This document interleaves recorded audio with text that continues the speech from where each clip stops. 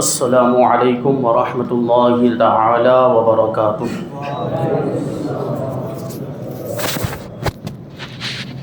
الحمد للہ رب العالمین والعاقبۃ للمتقین والصلاة والسلام علی سید الانبیاء والمرسلین وعلى آلہ واصحابہ اجمعین، اما بعد فاعوذ باللہ من الشیطان الرجیم، بسم اللہ الرحمن الرحیم۔ الا ان اولیاء اللہ لا خوف علیہم ولا هم يحزنون الذین آمنوا وكانوا يتقون۔ صدق اللہ مولانا العظیم وصدق رسولہ النبی الامین المتین الکریم، ونحن على ذلك لمن الشاهدین والشاکرین والذاکرین والحامدین والحمد للہ رب العالمین۔ آئیے ہم اور آپ سب سے پہلے حضور سرور کائنات، فخر موجودات، باعث تخلیق کائنات، احمد مجتبی محمد مصطفیٰ صلی اللہ علیہ وسلم کی بارگاہ بے کس پناہ میں درود و سلام کا ہدیہ پیش کریں اور پڑھیں، اللہم صلی علی سیدنا و مولانا محمد معدن الجود والکرم وآلہ الکرام وابنہ الکریم وبارک وسلم، صلاۃ و سلاما علیک یا رسول اللہ صلی اللہ تعالی علیہ وسلم۔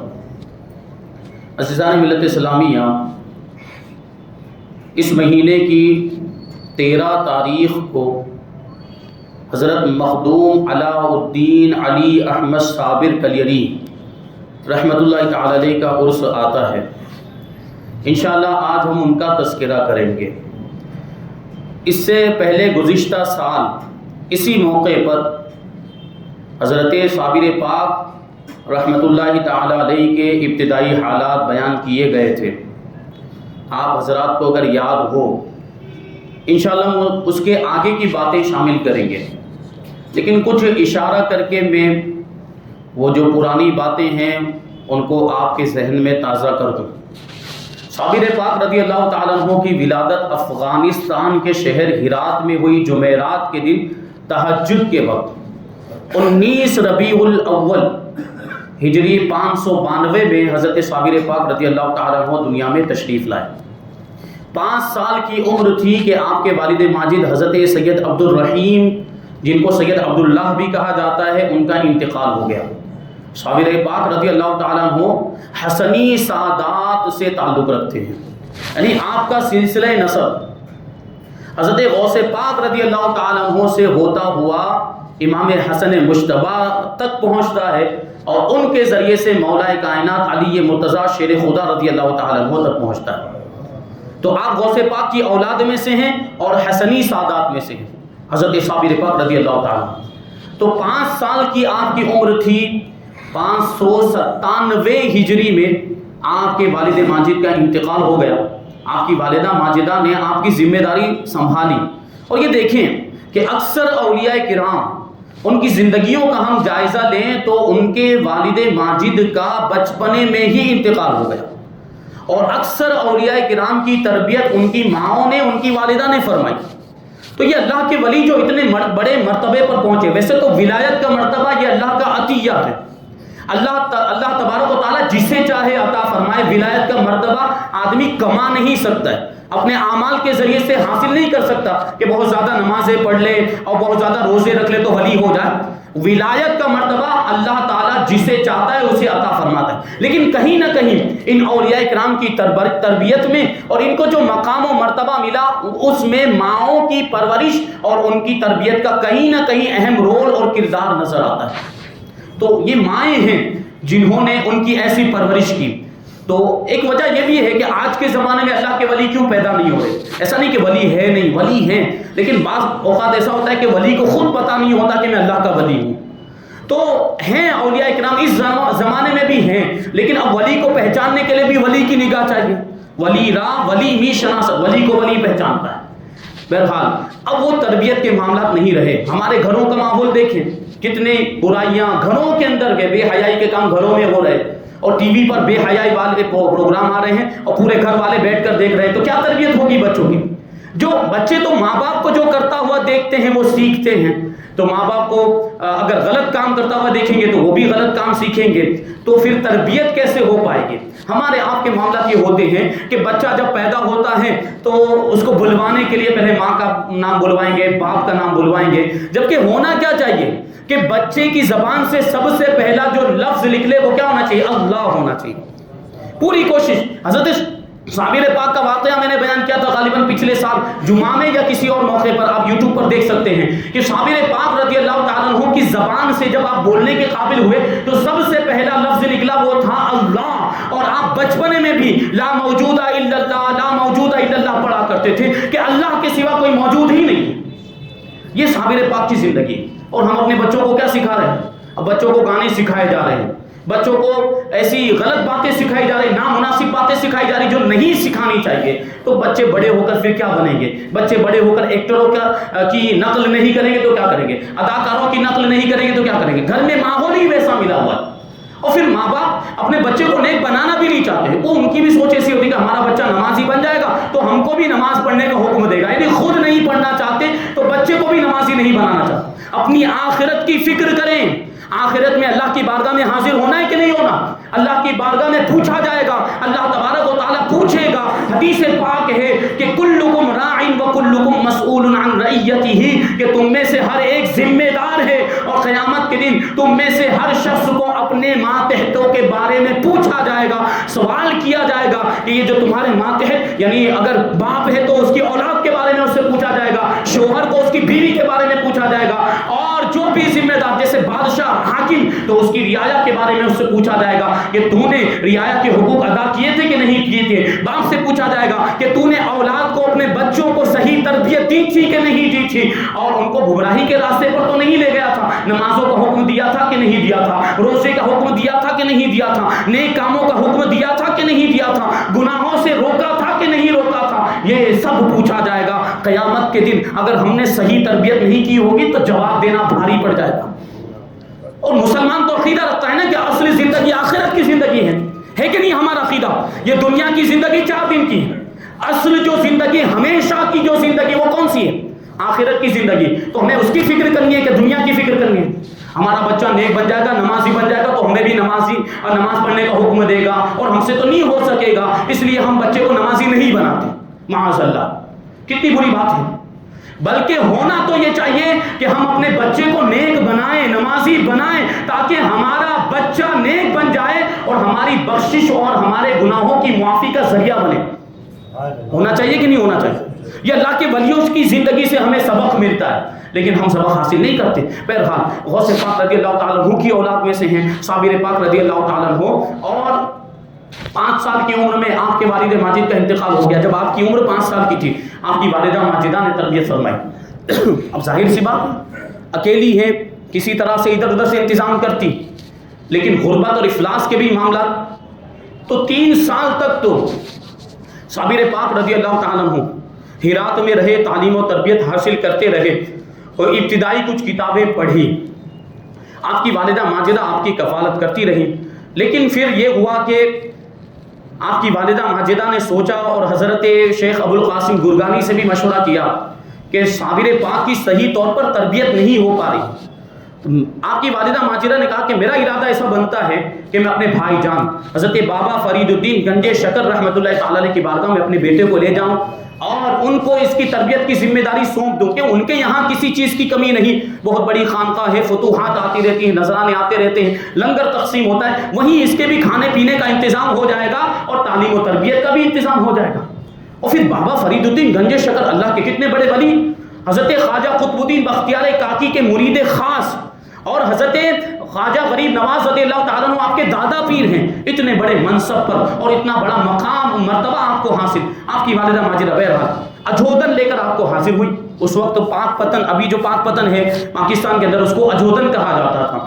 تو حضرت صابر پاک کی والدہ ماجدہ آپ کو لے کر آپ اپنے بھائی یعنی حضرت صابر پاک کے ماموں جان حضرت بابا فرید الدین گنج شکر رحمۃ اللہ تعالی علیہ کی بارگاہ میں آئے اور کہا کہ یہ بچہ میں آپ کی ذمہ داری میں سونپ کر جا رہی ہوں اور آپ اس کی تربیت کا خیال رکھیں اور اس پر پوری توجہ دیں، تعلیم و تربیت پر بھی، اور اس کے کھانے پینے وغیرہ کا بھی اہتمام فرمائیں۔ تو آپ کے بھائی جان نے کہا کہ ٹھیک ہے کوئی بات نہیں، یہاں پر تو کسی چیز کی کمی نہیں، الحمدللہ انشاءاللہ یہاں اس کے کھانے پینے کا بھی انتظام ہو جائے گا اور تعلیم و تربیت کا بھی۔ صابر پاک رضی اللہ تعالیٰ عنہ نے 3 سال کے عرصے میں اتنی کتابیں پڑھ لی، اتنی تعلیم حاصل کر لی جتنی دوسرے بچے 6 سال میں پڑھا کرتے ہیں۔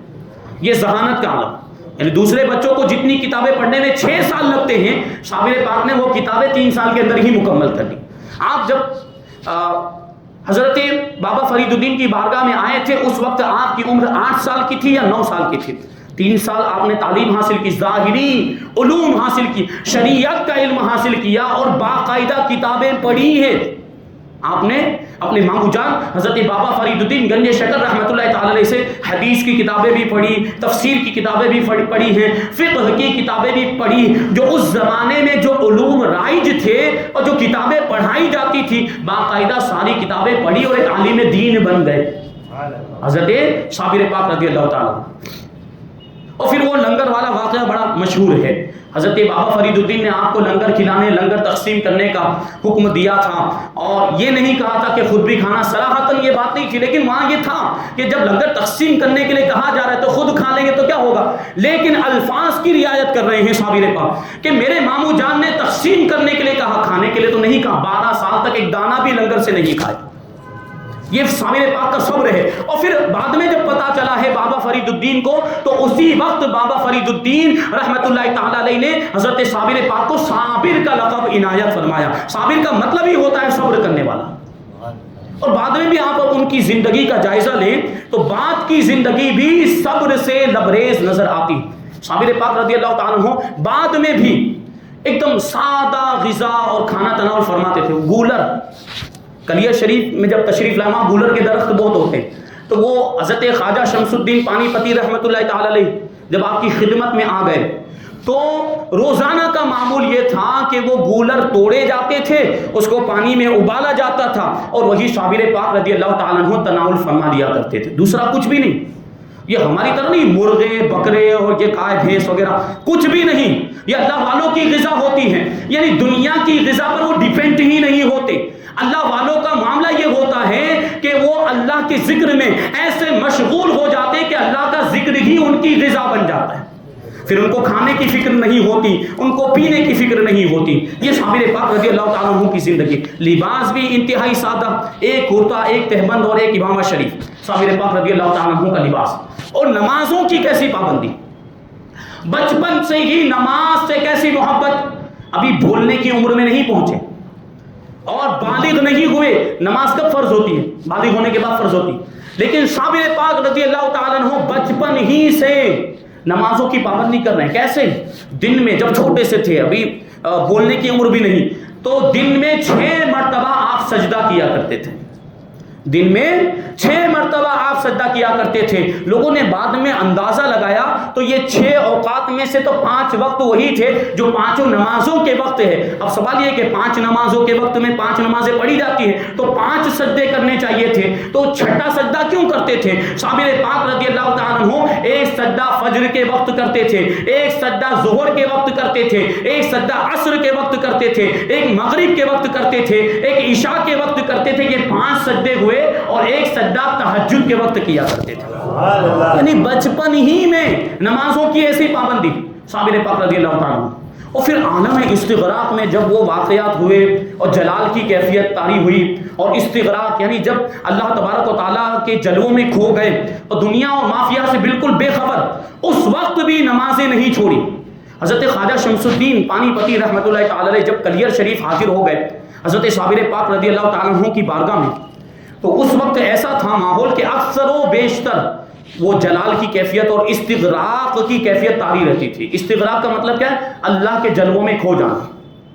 اور جب یہ کیفیت طاری ہوتی ہے نا کہ انوار و تجلیات میں بندہ کھو جاتا ہے، اس مرتبے پر پہنچ جاتا ہے، اس مقام پر پہنچ جاتا ہے تو شریعت کا قلم بھی اٹھ جاتا ہے.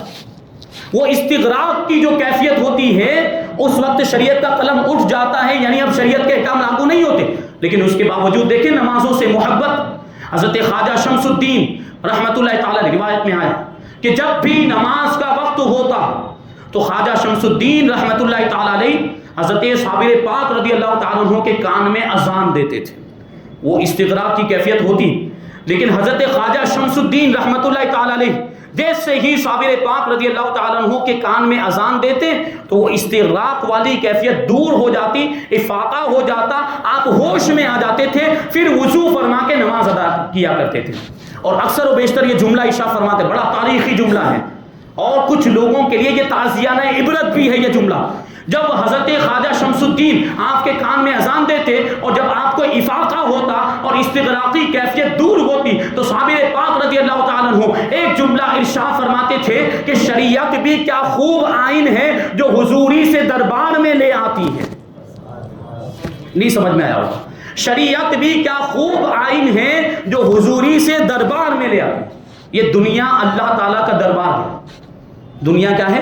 اللہ تعالیٰ کا دربار. عالم اسباب، عدل و انصاف، جو یہاں کریں گے اس کی سزا یا اس کی جزا، اس کا ثواب ہمیں آخرت میں ملے گا. یہ دنیا اللہ تعالیٰ کا دربار ہے. اور حضوری کا مطلب کیا؟ اللہ کی بارگاہ میں حاضر ہو جانا.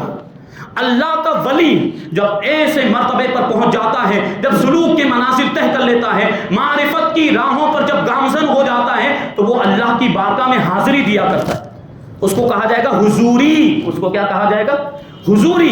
تو صابر پاک رضی اللہ تعالیٰ عنہ کی یہ کیفیت ہوتی تھی، عالم استغراق میں اللہ کی بارگاہ میں حاضر ہوا کرتے تھے، اللہ کے جلووں میں کھو جاتے تھے، انوار و تجلیات میں کھو جایا کرتے تھے. لیکن جب حضرت خواجہ شمس الدین اذان دیتے تھے تو وہ حضوری سے یعنی اللہ کی بارگاہ سے واپس دربار میں آ جاتے تھے، یعنی واپس دنیا میں آ جاتے تھے. اور دنیا میں ظاہر سی بات شریعت کے احکام نافذ ہوتے ہیں، شریعت کا قلم چلتا ہے اور پھر نماز پڑھنی پڑتی ہے، یہاں روزے رکھنے پڑتے ہیں، گناہوں سے بچنا پڑتا ہے. یہ سارے احکام دنیا کے لیے ہے. تو اسی کی طرف اشارہ کرتے ہوئے حضرت صابر پاک رضی اللہ تعالیٰ عنہ نے ارشاد فرمایا کہ شریعت بھی کیا خوب آئین ہے. آئین مطلب قانون. شریعت بھی کتنا اچھا قانون ہے کہ جو حضوری سے دربار میں لے آتی. صابر پاک تو شریعت کی بات کر رہے ہیں، لیکن آج کل کچھ جاہل لوگ ایسے آ گئے جو کہتے ہیں ہم تو طریقت والے، ہمیں شریعت سے کوئی لینا دینا نہیں، ہمیں شریعت سمجھ میں نہیں آتی. معاذ اللہ ایسی بات کرتے ہیں. اور صابر پاک شریعت کی بات کر رہے ہیں اور شریعت کے بارے میں کہہ رہے ہیں کہ شریعت کتنا اچھا قانون ہے جو حضوری سے دربار میں لے آتی ہے. اور یہ جاہل لوگ شریعت کا معاذ اللہ انکار. بات یاد رکھیں کہ شریعت کا مطلقاً انکار کرنا کفر ہے، کیونکہ شریعت نام کس کا ہے؟ شریعت قرآن و حدیث سے نکلنے والے اور ثابت ہونے والے احکام اور مسائل کا نام ہے. قرآن و حدیث سے جو مسائل نکلتے ہیں، جو احکام نکلتے ہیں، اسی کا نام تو شریعت ہے. اور یہ لوگ اپنے آنکھ کے گلے سے اور شریعت کا پٹا نکال کر پھینک دینا چاہتے ہیں. معاذ اللہ یہ جاہل لوگ اللہ کی پناہ کیسی کیسی باتیں کرتے ہیں کہ یہ شریعت ہمیں سمجھ میں نہیں آتی، ہم تو طریقت والے ہیں. معاذ اللہ کچھ لوگ تو یہاں تک کہتے ہوئے سنے گئے کہ ہم طریقت والے، ہمارے لیے نماز نہیں. تو صابر پاک سے بڑا طریقت والا کون ہو سکتا ہے؟ انہوں نے پوری زندگی میں ایک بھی نماز نہیں چھوڑی. تم کون ہوتے ہو طریقت کا دعویٰ کرنے والے؟ اور کہتے ہیں ہم طریقت والے، ہمارے لیے نماز نہیں. معاذ اللہ اگر نماز کی فرضیت کا انکار کر رہے ہیں یہ لوگ اور نماز یہ کہنا چاہ رہے ہیں، اگر ان کا یہ عقیدہ ہے کہ ہم پر نماز فرض نہیں، تو گئے دائرہ اسلام سے باہر ہو گئے، کافر ہو گئے. کیونکہ نماز کا حکم کس نے دیا ہے؟ نماز پڑھنے کا حکم خود رب تبارک و تعالیٰ نے دیا. قرآن مجید کے اندر حکم ہے کہ نہیں نماز کا؟ اقیموا الصلاۃ وآتوا الزکاۃ، نماز قائم کرو، زکات ادا کرو. قرآن مجید کے اندر حکم ہے. اور احادیث سے متواترہ کے اندر یہ حکم آیا کہ نماز پڑھنا فرض ہے. اب جو نماز کی فرضیت کا انکار کر دے اور یہ کہے کہ ہم پر تو نماز ضروری نہیں، ہم پر تو نماز پڑھنا فرض نہیں، وہ قرآن کا بھی منکر ہو گیا، وہ حدیث کا بھی منکر ہو گیا. اور قرآن اور حدیث کا انکار کرنے والا کافر ہو جاتا ہے، دائرہ اسلام سے باہر ہو جاتا ہے. تو شریعت کا مطلقاً انکار کرنا بھی کفر اور نماز کی فرضیت کا انکار کرنا بھی کفر ہے. تو ان لوگوں کو اس واقعے سے سبق حاصل کرنا چاہیے کہ وہ لوگ کدھر جا رہے ہیں، یہ اپنی جہالت کے اندر کہاں جا رہے ہیں، گمراہ ہوتے جا رہے ہیں. معاذ اللہ علماء کرام کی شان میں توہین کرتے ہیں اور علماء کرام کو برا بھلا کہتے ہیں، مفتیان کرام کو برا بھلا کہتے ہیں. یہ مفتیوں کو کیا سمجھ پڑتی ہے؟ ایسی سی بات ہے، یہ مفتیوں کو کیا سمجھ پڑتی ہے؟ ارے شریعت کا علم تو ان کے پاس ہے. اور یہ بات ذہن میں رہے، ہمارے علماء اکثر مثال دیتے ہیں کہ اگر شریعت بال ہے تو طریقت مانگ ہے. شریعت بال ہے تو طریقت کیا ہے؟ مانگ ہے. مانگ کب نکالی جا سکتی ہے؟ جب بال ہوں. اگر سر پہ بال ہی نہیں تو مانگ نکالی جا سکتی ہے؟ نہیں. یعنی شریعت کے بغیر طریقت کا کوئی وجود ہی نہیں. شریعت کے بغیر طریقت کا کوئی وجود ہی نہیں. مطلب یہ ہوا کہ کوئی بھی ولی شریعت کو چھوڑ کر ڈائریکٹ طریقت تک نہیں پہنچ سکتا. سارے اولیاء کرام کی زندگیوں کا جائزہ لیں، اور الحمدللہ ہم نے بھی جو واقعات بیان کیے، جتنے بھی اولیاء کرام کی زندگی کے حالات بیان کیے، آپ نے دیکھا، آپ نے سنا ہوگا کہ سارے اولیاء کرام پہلے شریعت کا علم حاصل کرتے، پہلے کتابیں پڑھتے ہیں باقاعدہ. اسی لیے میں نے ابھی عرض کیا کہ صابر پاک نے 3 سال تک ہرات میں مدرسوں میں رہ کر کتابیں پڑھی، تعلیم حاصل کی، شریعت کا علم حاصل کیا، اور 3 سال تک بابا فرید الدین گنج شکر رحمۃ اللہ تعالی علیہ کی بارگاہ میں رہ کر کتابیں پڑھی، باقاعدہ عالم دین بنے، شریعت کا علم حاصل کیا، اب طریقت کی راہوں پر گامزن ہوئے. تو یہ لوگوں کو اس سے سبق حاصل کرنا چاہیے. جو الٹی سیدھی باتیں کرتے ہیں، لوگوں کو گمراہ کرنے کی کوشش کرتے ہیں. بہرحال صابر پاک رضی اللہ تعالیٰ عنہ جب درجہ کمال کو پہنچ گئے تو آپ کے مامو جان حضرت بابا فرید الدین گنج شکر رحمۃ اللہ تعالیٰ علیہ نے آپ کو خلافت عطا فرمائی. خلافت کا بھی ایک طویل واقعہ. اور پھر اب بابا فرید الدین گنج شکر رحمۃ اللہ تعالیٰ علیہ نے آپ کو حکم دیا کہ کلیر چلے جائیں. تو حضرت صابر پاک رضی اللہ تعالیٰ عنہ کلیر شریف تشریف لائے. کلیر کی ولایت آپ کو عطا کی گئی، یہاں کی خلافت آپ کو عطا کی گئی ہے، اور صابر پاک کو یہاں کا امام اور خلیفہ مقرر کیا گیا. صابر پاک رضی اللہ تعالیٰ عنہ 33 سال کی عمر میں کلیر شریف میں تشریف لائے. تو اس وقت کلیر شریف ایک بہت ہی بارونق اور بڑا ہی خوبصورت شہر تھا، اور یہاں بڑی بڑی عمارتیں موجود تھیں، بڑی بڑی شاندار بلند و بالا عمارتیں. اور یہ مکانات، یہاں دولت کی بہت زیادہ فراوانی تھی، مالدار لوگ بھی رہتے تھے، اور خوبصورت سجے ہوئے مزین آراستہ مکانات کی وجہ سے اس شہر کی خوبصورتی میں اور زیادہ اضافہ ہو گیا تھا. لیکن یہ شہر باہر سے اور اوپر سے جتنا زیادہ خوبصورت تھا، یہ اس شہر کے رہنے والوں کے دل اتنے ہی زیادہ تاریک تھے، اور ان کے دلوں میں اتنا ہی زیادہ اندھیرا تھا کہ اللہ کے ولیوں کی تعظیم کرنا نہیں جانتے تھے. بہرحال صابر پاک رضی اللہ تعالیٰ عنہ جب کلیر میں تشریف لائے تو کلیر میں ظاہر سی بات اللہ کے ولی جہاں پہنچ جاتے ہیں تو پھر ایک جس طرح شمع کے ارد گرد پروانے جمع ہو جاتے ہیں، اسی طرح لوگوں کے دل ان کی طرف کھینچے ہوئے چلے جاتے ہیں. صابر پاک رضی اللہ تعالیٰ عنہ کی شہرت پورے کلیر میں ہو گئی. اب لوگ آپ کی بارگاہ میں حاضر ہونے لگ گئے اور آپ سے اکتساب فیض کرنے لگ گئے کہ ایک اللہ کے ولی آئے، ارے ایک درویش آئے ہیں، ان کی بارگاہ میں پہنچتے، دعائیں کرواتے، ان سے فیض حاصل کرتے. تو کلیر کا جو قاضی تھا اس کا نام قاضی تبرک تھا. تو حضرت صابر پاک رضی اللہ تعالیٰ عنہ کی یہ شہرت اس کو ایک آنکھ نہ بھائی، یعنی اس کو یہ سب چیزیں ہضم نہیں ہو رہی تھی. اس کے دل میں جلن کے جذبات پیدا ہو گئے، حسد پیدا ہو گئے. اور اس نے کیا کیا کہ کلیر کا جو رئیس تھا اس کا نام تھا قیام الدین. تو اس رئیس کو قاضی نے، کلیر کے قاضی نے اس رئیس کو حضرت صابر پاک رضی اللہ تعالیٰ عنہ کے خلاف ورگلایا، اور وہ رئیس بھی قاضی کی باتوں میں آ گیا.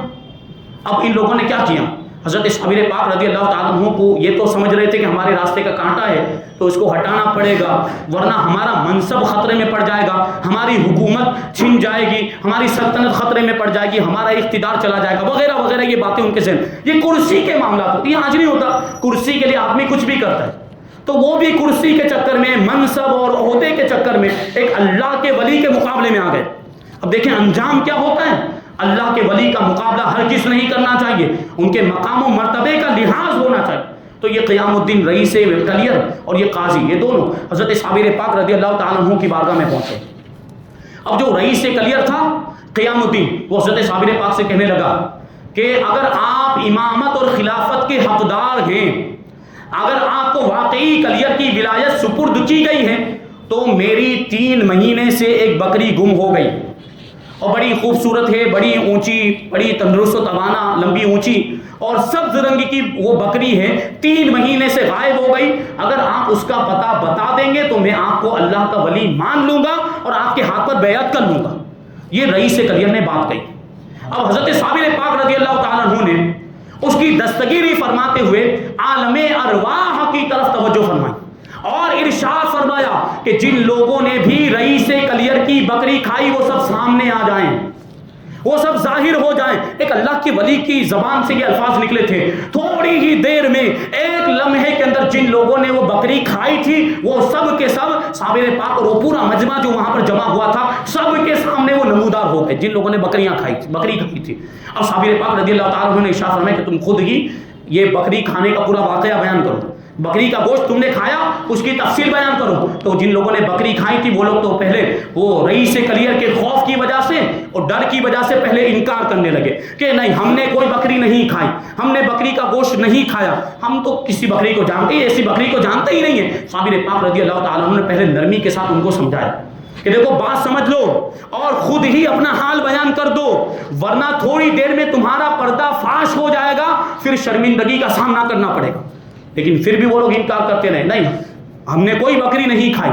تو صابر پاک رضی اللہ تعالیٰ عنہ کو جلال آ گیا اور آپ نے رئیس کلیر کو حکم دیا کہ اپنی بکری کا نام لے کر پکارو، اپنی بکری کا نام لے کر پکارو۔ تو وہ رئیس کلیر قیام الدین اپنی بکری کا نام لے کر پکارتا ہے، بکری کا نام تھا ہرمنا۔ تو رئیس کلیر قیام الدین نے جب اپنی بکری کو نام لے کر پکارا تو وہ بکری جو کھانے والے تھے، جو بکری کو ہڑپ کر گئے تھے، ان کے پیٹ سے بکری کی آواز آئی اور ان کے پیٹ سے بکری بولنے لگی کہ ہاں انہوں نے ہی میرا گوشت کھایا ہے۔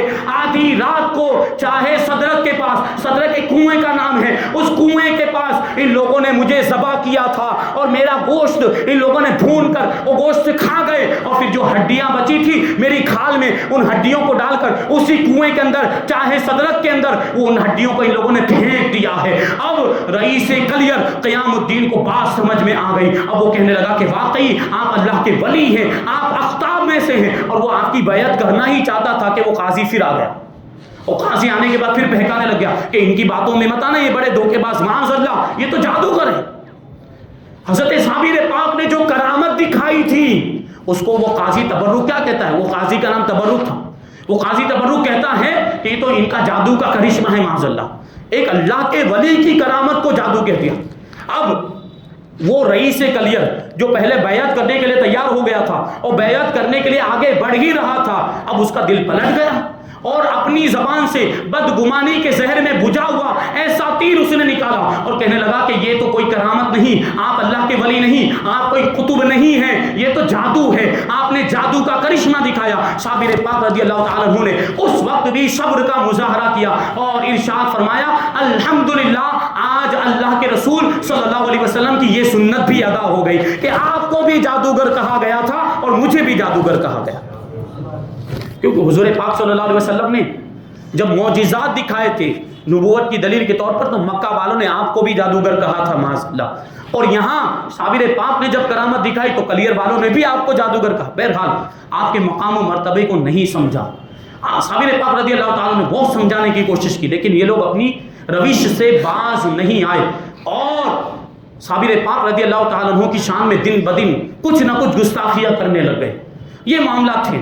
صابر پاک رضی اللہ تعالیٰ عنہ جب نماز پڑھنے کے لیے جاتے ہیں، مسجد کے اندر نماز پڑھنے کے لیے جاتے تو وہاں بھی کچھ نہ کچھ معاملات، اور نمازوں کی پابندی تو بچپن سے کرتے چلے آ رہے تھے، مسجد میں جا کر نماز پڑھتے تھے، اور جمعہ کا جب دن آتا تو کلیر کے جو رئیس اور مالدار قسم کے لوگ ہوتے نا اور بڑے گھمنڈی تکبر ان کے اندر ہوتا، تو وہ لوگ کیا کرتے کہ جب جمعہ کے دن مسجد میں پہنچتے تو اپنے تکبر اور اپنے گھمنڈ کی پیاس بجھانے کے لیے وہ پہلی صف میں آ کر بیٹھتے تھے، پہلی صف میں بیٹھنے کو اپنا حق سمجھتے تھے اور کسی کو بھی پہلی صف میں بیٹھنے نہیں دیتے تھے۔ اگر کوئی بیٹھ جاتا، کوئی غریب مسکین بیٹھ جاتا تو اس کو بڑا ذلت اور ذلیل کرتے تھے اور بڑا اس کو جو ہے کہ رسوا کرنے کے بعد وہاں سے اٹھا دیا کرتے تھے اور پیچھے بھیج دیا کرتے۔ غریبوں کو وہ لوگ اپنا غلام سمجھتے تھے۔ یہ کلیر کے عمرا اور روسا مالدار لوگ ان کے معاملات ہی پہلی صف میں آ کر بیٹھتے تھے۔ صابر پاک رضی اللہ تعالیٰ عنہ ایک جمعہ میں مسجد میں پہنچے، کلیر کی جامع مسجد میں، تو پہلی صف خالی تھی، آ کر بیٹھ گئے۔ اب یہ امیر لوگ، مالدار لوگ، متکبرین گھمنڈی آئے، معاذ اللہ صابر پاک رضی اللہ تعالیٰ عنہ کو اٹھا کر پیچھے کر دیا۔ ایک جمعہ ایسا ہوا، دوسرے جمعہ بھی ایسا ہوا، 3 جمعہ تک یہی کیفیت۔ صابر پاک آگے آ کر بیٹھتے تھے اور یہ گھمنڈی لوگ صابر پاک کو اٹھا کر معاذ اللہ ایک اللہ کے ولی کو ان کی شان میں یہ گستاخی کرتے کہ اٹھا کر پیچھے بھیج دیتے تھے۔ اب 3 جمعہ تک جب یہ معاملہ ہوا، یہ کیفیت رہی، تو صابر پاک رضی اللہ تعالیٰ عنہ نے اپنے ماموں جان حضرت بابا فرید الدین گنج شکر رحمۃ اللہ تعالیٰ علیہ کو خط لکھا اور کلیئر کے پورے حالات بیان کیے کہ آپ نے مجھے یہاں کی ولایت سونپی ہے، لیکن یہاں کے لوگوں کے معاملات یہ ہیں کہ وہ میری قدر نہیں کر رہے ہیں، بلکہ میری شان میں گستاخیاں کر رہے ہیں، اور ایسے ایسے معاملات سامنے آئے ہیں۔ تو حضرت بابا فرید الدین گنج شکر رحمۃ اللہ تعالیٰ علیہ نے جواب میں خط لکھا، اور اس خط کے اندر ایک جملہ تھا کہ اے صابر، کلیئر تمہاری بکری ہے، غور کریے، کلیئر تمہاری بکری ہے، تمہیں اجازت ہے کہ اس کا دودھ پیو یا کاٹ کے کھا جاؤ۔ کیا مطلب ہوا؟ یعنی کلیئر کے سفید و سیاہ کا تمہیں مالک بنا دیا گیا، کلیئر کا پورا اختیار تمہیں دے دیا گیا، اب تم جو چاہو کرو۔ اب چوتھے جمعہ کیا ہوا؟ واقعہ بڑا مشہور، صابر پاک رضی اللہ تعالیٰ عنہ چوتھے جمعہ مسجد میں پہنچے تو چوتھے جمعہ بھی وہی کیفیت، ان متکبرین نے صابر پاک کو مسجد سے باہر نکال دیا، پیچھے کر دیا۔ صابر پاک رضی اللہ تعالیٰ عنہ مسجد سے باہر تشریف لائے، اب امام نماز پڑھانے کے لیے کھڑا ہوا، امام سجدے میں گیا، صابر پاک رضی اللہ تعالیٰ عنہ نے مسجد کو حکم دیا کہ اے مسجد تو کھڑی کیا دیکھ رہی ہے؟ امام اپنا کام کر چکا، امام سجدے میں چلا گیا، تو بھی سجدے میں چلی جا۔ اتنا ارشاد فرمانا تھا کہ وہ پوری مسجد سجدے میں چلی گئی، وہ ڈھے گئی، منہدم ہو گئی، اور جتنے بھی گستاخ نمازی تھے سب کے سب اس میں دب کے مر گئے۔ یہ ایک اللہ کے ولی کے جلال کا نتیجہ، اور اس کے باوجود بھی وہ لوگ باز نہیں آئے، اس کے باوجود بھی صابر پاک رضی اللہ تعالیٰ عنہ کی بارگاہ میں ابھی بھی موقع تھا کہ حاضر ہوتے معافی مانگ لیتے، لیکن معافی نہیں مانگی۔ بہرحال واقعات کا ایک سلسلہ ہے، وقت ختم ہو گیا، بہت ساری باتیں اس کے بعد بھی بیان کی جا سکتی۔ پھر کیا ہوا کہ صابر پاک رضی اللہ تعالیٰ عنہ پر جو جلال کی کیفیت طاری ہوئی، کلیئر تباہ و برباد ہو گیا، اور پھر حضرت خواجہ شمس الدین کیسے حضرت صابر پاک کی بارگاہ میں حاضر ہوئے، اور صابر پاک رضی اللہ تعالیٰ عنہ کا انتقال کیسا ہوا، کیسے ہوا، اور مقام فنا اور مقام بقا کی بات، جو شعر ہم پڑھتے ہیں، کیا ہے فنا کیا ہے بقا، یہ صابر پاک نے سمجھایا۔ اپنا جنازہ آپ پڑھانا سب کے بس کی بات نہیں، صابر پاک نے خود اپنے جنازے کی نماز پڑھائی۔ یہ ایک تفصیلی واقعہ ہے، انشاءاللہ یہ آئندہ سال ہم ان ساری باتوں کو شامل کریں گے۔ اللہ تبارک و تعالیٰ کی بارگاہ میں دعا ہے کہ جو کچھ بھی بیان ہوا اس پر عمل کرنے کی توفیق عطا فرمائے، اولیاء کرام سے محبت کرنے اور ان کے دامن سے وابستہ رہنے، اور اولیاء کرام کی محبت کو اپنی اولاد میں منتقل کرنے کی توفیق عطا فرمائے۔ وما علینا الا البلاغ۔